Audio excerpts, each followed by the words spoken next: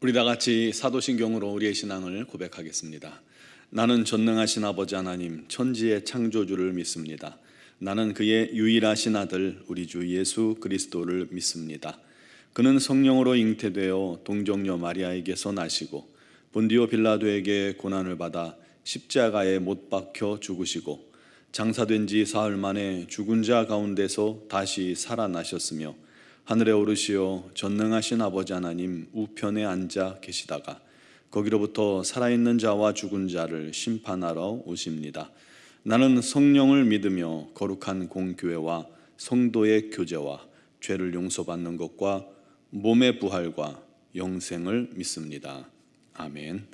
찬송가 415장 찬양 드리겠습니다.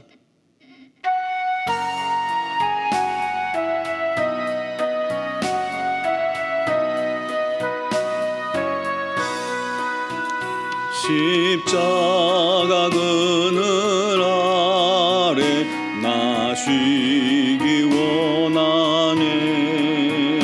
저 햇빛이 뜨겁고 또 짐이 무거워 이 광야 같은 세상에 늘 방황할 때에 주 십자가의 그늘에 내 쉴 곳 찾았네.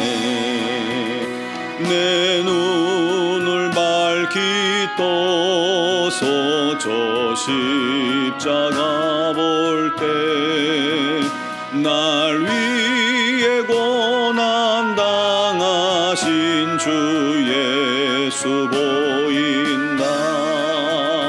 그 형상 볼 때 내 맘에 큰 찔림 받아서 그 사랑 감당 못하여 눈물만 흘리네.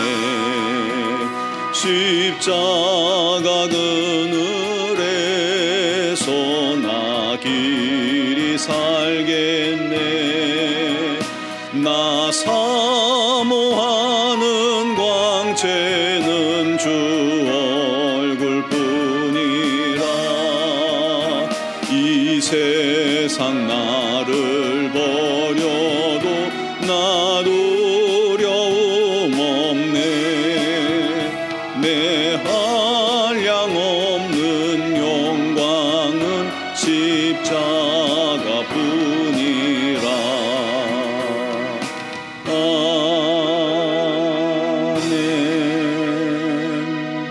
아멘. 오늘 우리에게 주신 하나님 말씀은 시편 91편 1절에서 마지막 절 16절까지입니다. 1절에서 16절까지를 봉독하겠습니다. 지존자의 은밀한 곳에 거주하며 전능자의 그늘 아래에 사는 자여, 나는 여호와를 향하여 말하기를 그는 나의 피난처요 나의 요새요 내가 의뢰하는 하나님이라 하리니, 이는 그가 너를 새 사냥꾼의 올무에서와 심한 전염병에서 건지실 것이미로다. 그가 너를 그의 깃으로 덮으시리니 내가 그의 날개 아래에 피하리로다. 그의 진실함은 방패와 손방패가 되시나니 너는 밤에 찾아오는 공포와 낮에 날아드는 화살과 어두울 때 퍼지는 전염병과 밝을 때 닥쳐오는 재앙을 두려워하지 아니하리로다. 1000명이 내 왼쪽에서 10,000명이 내 오른쪽에서 엎드러지나 이 재앙이 내게 가까이 하지 못하리로다. 오직 너는 똑똑히 보리니 악인들의 보응을 내가 보리로다. 내가 말하기를 여호와는 나의 피난처시라 하고 지존자를 너의 거처로 삼았으므로 화가 내게 미치지 못하며 재앙이 내 장막에 가까이 오지 못하리니, 그가 너를 위하여 그의 천사들을 명령하사 내 모든 길에서 너를 지키게 하심이라.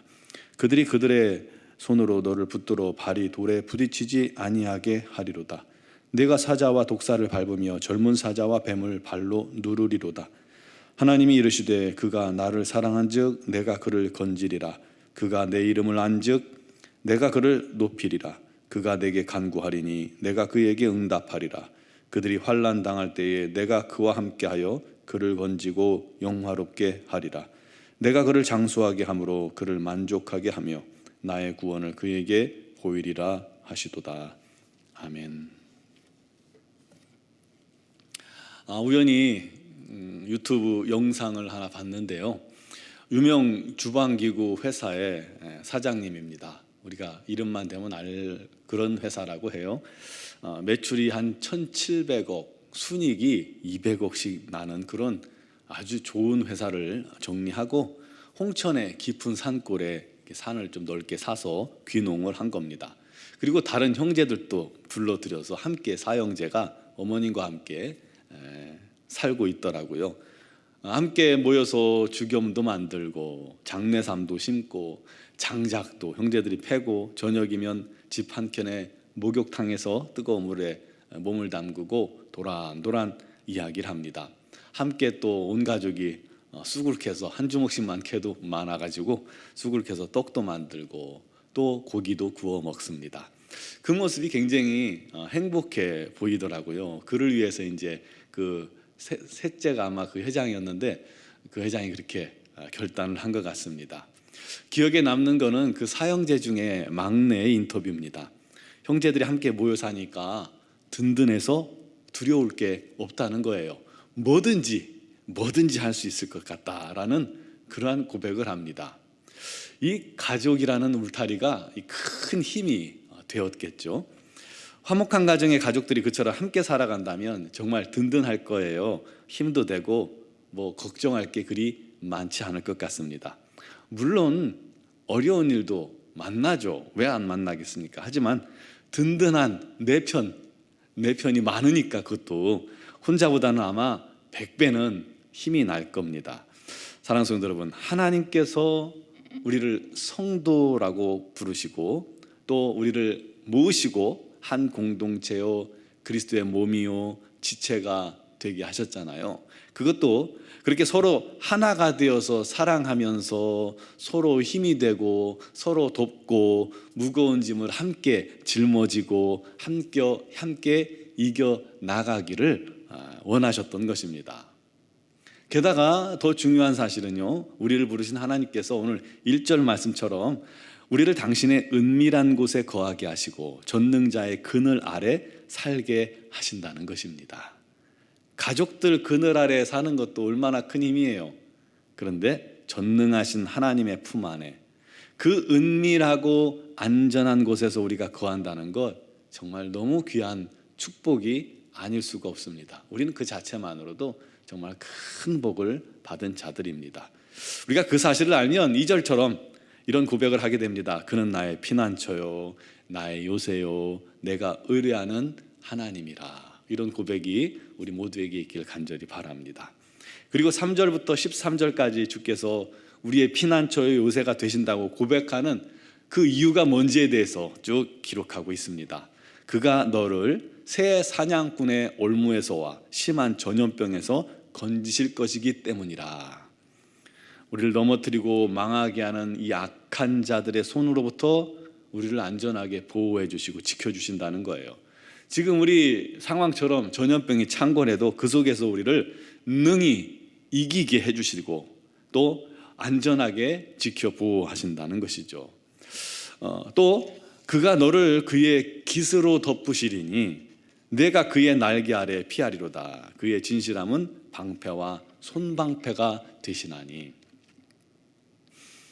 마치 어미새가 주변에 이제 맹수들이 다가오면 위험함을 감지하죠. 그러면 자기 날개 아래로 새끼들을 불러 모읍니다. 그곳에서 새끼들은 안전할 수 있습니다. 왜냐하면 어미가 목숨 걸고 보호해 주기 때문이죠. 그렇듯이 하나님께서 성도들을 그의 날개 아래 모으시고 피하게 하시고 보호해 주신다는 겁니다. 또 하나님께서 갑옷이 되어주시고 방패가 되어주셔서 밤에 찾아오는 공포를 막아주시고 낮에 날아드는 화살을 막아주시고 어두울 때 퍼지는 전염병으로부터도 지켜주시고 밝을 때 닥쳐오는 재앙을 하나님 막아주신다는 거예요. 1000명이 왼쪽에서 쓰러지고 10,000명이 오른쪽에서 엎드러져도 그 재앙이 가까이 다가오지 못하게 하신다는 겁니다. 그래서 우리로 이렇게 고백하게 하신다는 거예요. 9절에 보니까 여호와는 나의 피난처시라 지존자를 나의 거처로 삼았으므로 화가 미치지 못하며 재앙이 네 장막에 가까이 오지 못하리니. 여러분, 전능자의 그늘 아래 사는 것, 이게 얼마나 큰 복인지 모릅니다. 심지어 11절에서 12절 말씀 보면요, 하나님께서 우리를 위하여 천사들을 명하여 모든 길을 지키게 하시고 그들이 손으로 우리를 붙들어 발이 돌에 부딪히지 않게 하신다라는 거예요. 여러분, 이 구절로 마귀가 예수님을 광야에서 40일 금식하신 후에 마귀가 예수님을 이 구절로 두 번째 시험을 했잖아요. 성전 꼭대기로 모시고 가서 뛰어내려 봐라. 그러면 천사가 네 발을 붙잡아 돌에 부딪히지 않게 하시는 것 아니냐. 물론 우리 하나님께서 그렇게 우리를 보호하시고 인도하시는 약속이 우리에게 전혀 어려움이 없게 해주신다는 그런 의미는 아닙니다. 어려움은 언제든지 닥칩니다. 아무런 어려움이 없다면 그거는 이상한 거죠. 오히려 연약한 자를 만드는 거죠. 보통 우리가 잡초보다는 무슨 화초처럼 이렇게 보호받고 자라면 약하잖아요. 그런 것처럼 말이죠. 우리 하나님께서 그런 성도를 원하시는 건 아닙니다. 어려움은 우리가 이 세상 사는 동안에 언제든지 닥쳐옵니다. 하지만 중요한 건 그 어려움 속에서 우리를 결코 우리 하나님 혼자 두시지 않으신다는 거예요. 보호하시고 인도하시고 또 함께 동행해 주신다는 것입니다.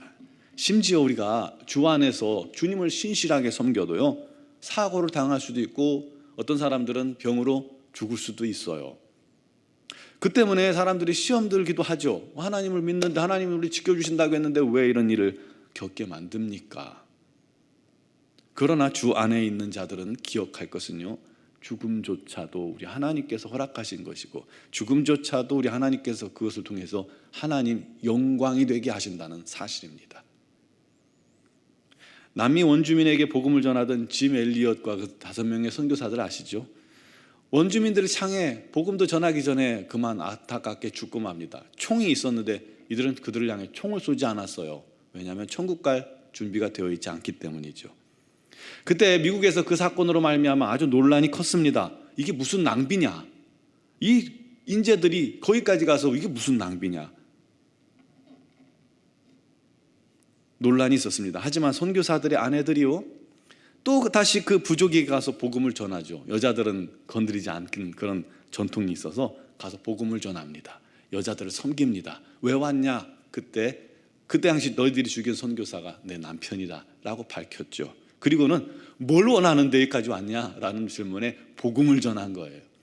그래서 그 부족이 다 예수 믿고 구원받고 하나님의 자녀가 됐잖아요. 남편을 살해한 자 중 하나가 목사가 되었고요, 끊임없이 이 부족이 예수 믿는 부족이 되었고, 끊임없이 미국의 신학교에 목사가 배출되는 부족이 되었습니다. 그와 같이 주의 그늘 아래 사는 자는 사나 죽으나 우리 하나님의 영광이요 유익이 된다는 사실을 믿으시기 바랍니다. 우리도 그 전능자의 그늘 아래 사는 자들입니다.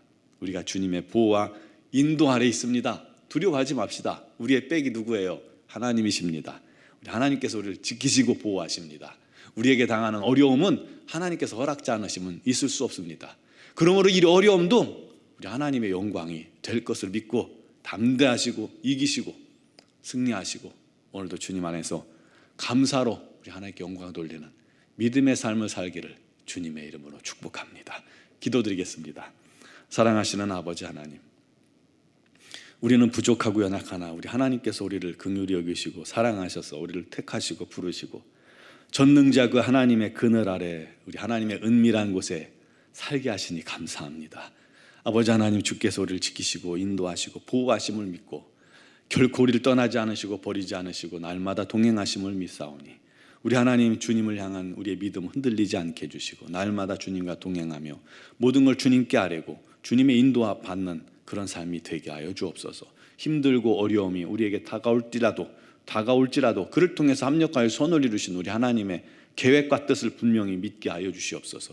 어떤 시험이 어떤 어려움이 다가와도 오직 우리 하나님께서 그를 통해서 영광 받으심을 날마다 기억하게 하여 주시옵소서. 오늘도 주 앞에 나온 사랑 성도들을 믿음으로 간구하는 기도에 역사하여 주시고 특별히 육신의 질고로 말미암아 어려움 당하는 지체들을 주님께서 약속하신 것처럼 치유하시고 아버지 하나님, 가정마다 사정과 형편을 주님께 아뢰을 때 우리 하나님 형통케 하여 주시옵소서. 감사의 제목이 넘치게 하여 주시옵소서. 우리 논중앙교회가 우리 하나님의 능력의 장중에 붙잡혀 이 지역사회 복음을 위해, 복음 사역을 위해, 복음 전도를 위해 귀하게 쓰임받는 공동체가 되게 하여 주옵소서. 미얀마 양권 한인중앙교회 김은경 범한균 선교사님과 이선희 양우순 선교사님에게 건강 주시옵소서. 지혜와 명철로 한량없이 부어 주시옵소서. 주님의 뜻을 이루게 하여 주옵소서. 아버지 하나님, 두 교회가 날마다 우리 하나님의 기쁨 되는 거룩한 교회 되게 하여 주시옵소서. 오늘도 주 앞에 서는 모든 성도들을 간구와 기도를 주님께서 응답하시고 역사하실 줄 믿사오며 예수 그리스도의 이름으로 기도드리옵나이다. 아멘.